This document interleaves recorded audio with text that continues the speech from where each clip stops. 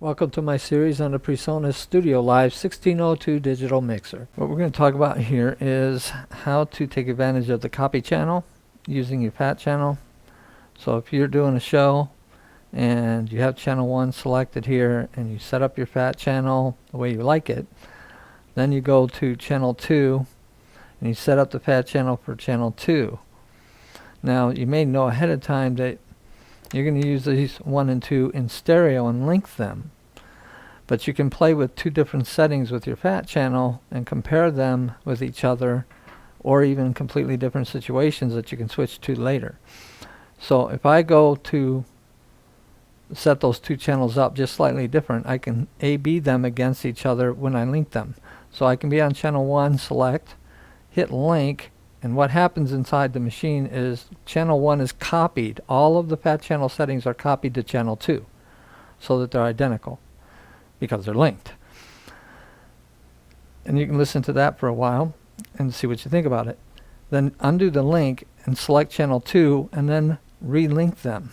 Now, because you had channel 2 selected, all of the PAT channel for channel 2 is going to be copied to channel 1.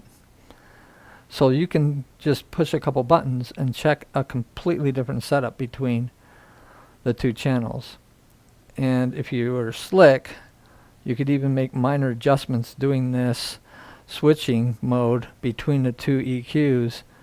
I don't think anybody's ever done live sound has realized that it's going to sound different later in the show because of humidities and all kinds of people showing up and all these things that affect sound. So you might have a little bit higher EQ settings for later in the show. And you could just flip them by going to channel 2 and hit link, and now you got a whole different setup going on for this channel.